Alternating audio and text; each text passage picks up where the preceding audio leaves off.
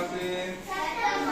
September মাসের 5 তারিখ আমাদের দেশের প্রথম উপরাষ্ট্রপতি ছিল ডক্টর সর্বপল্লী রাধাকৃষ্ণন। আজ তার জন্মদিন।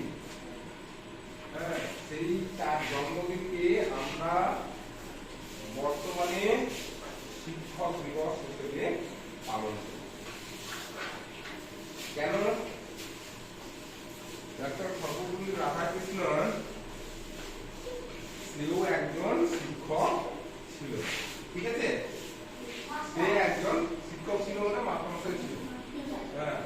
তো ভারত সরকার যখন তাকে বলছে যে তোমার জন্মদিন আমরা পালন করব কিভাবে, তো বলছে আমার জন্মদিনে আমাকে ছুটি মুটি কিছু দিতে হবে না। আমার জন্মদিন যখন পালন হবে সেদিন স্কুল কলেজ বিশ্ববিদ্যালয় কোনো কিছু ছুটি থাকবে না। সেই দিনটাকে স্মরণ করা হবে কি নামে? শিক্ষক দিবস নামে পালন করতে হবে। এই জন্য আমরা প্রত্যেক বছরই রাধাকৃষ্ণনের জন্মদিনটাকে আমরা শিক্ষক দিবস হিসেবে পালন করি, ঠিক আছে? আর ডক্টর সর্বপল্লী রাধাকৃষ্ণন 1888 সালে, বুঝতে পারছি, 1888 সালে 5ই সেপ্টেম্বর জন্মগ্রহণ করেছে, ঠিক আছে? এইটুকু আমাদের জানলেই হবে। পরে যখন বড় হব সর্বপল্লী রাধাকৃষ্ণনের জীবন কাহিনী পড়ব তখন আমরা বুঝতে পারবো সে প্রচুর গরিব ঘরের ছেলে ছিল, বুঝতে পারছি? আমাদের মতো, মানে কোনো বড় লোকের বেটা নয়, বুঝতে পারছি? তাহলে সে কিন্তু প্রথম থেকে ছোট থেকে খুব বুদ্ধিমান। তাকে যে স্কুলে পড়েছে সে খুব বুদ্ধিমান। সে অল্প 20 বছর বয়সের মধ্যেই সে কিন্তু এমএ পাস করে তখনকার। তারপরে সে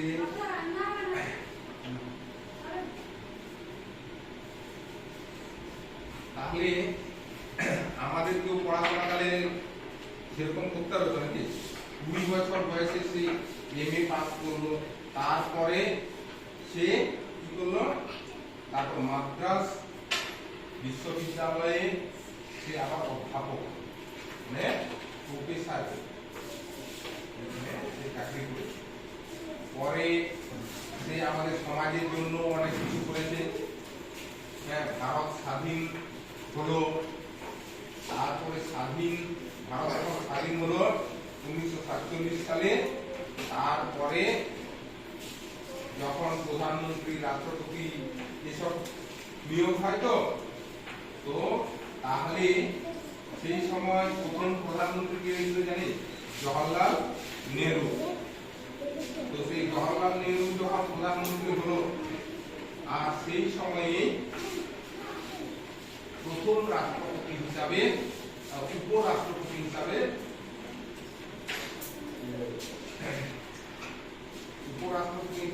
ডক্টর সর্বপল্লী রাধাকৃষ্ণনকে উপরাষ্ট্রপতি করা হয়, বুঝতে পারছি? তারপরে কিন্তু ডক্টর সর্বপল্লী রাধাকৃষ্ণনকে দ্বিতীয়বার কিন্তু রাষ্ট্রপতি করা হয়, ঠিক আছে? আর আজকে তার জন্মদিন বিভিন্ন জায়গায় বিভিন্ন অনুষ্ঠানের মাধ্যমে করা হচ্ছে। ছাত্রছাত্রীরা গান বাজনা করছে, নানা রকম আবৃত্তি করা হচ্ছে। আর আমাদের বিদ্যালয়েও আমরা সর্বপল্লী রাধাকৃষ্ণনকে স্মরণ করে 2-4টা যে তার সম্বন্ধে একটু জানলাম তো কিছু। এই জানার মধ্য দিয়ে আমরাও একটা আমাদের বিদ্যালয়ে তাকে স্মরণ করছি, শিক্ষক দিবস হিসেবে পালন করছি। এটা আমরা প্রতি বছরই পালন করব।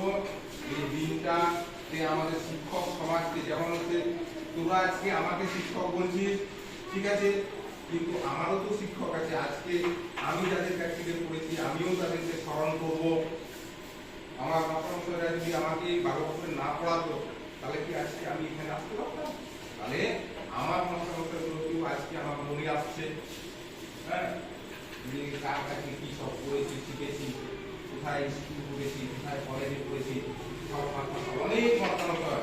স্কুলে প্রাইমারিতে ছিল 3-4 জন মাস্টারমশাই, হাই স্কুলে গেলাম সেখানে কত ছিল, হাই স্কুলে 40 জন মাস্টারমশাই।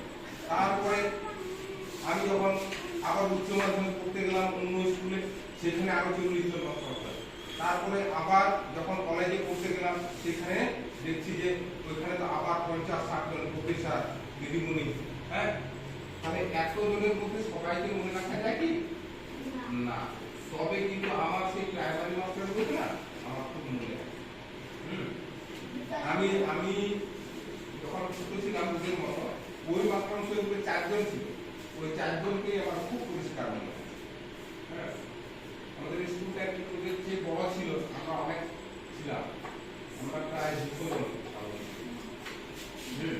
তো 4 জন মাত্র।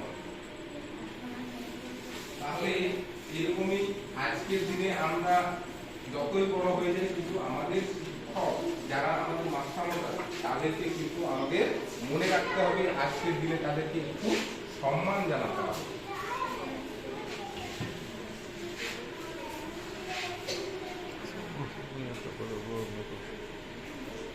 ঠিক আছে।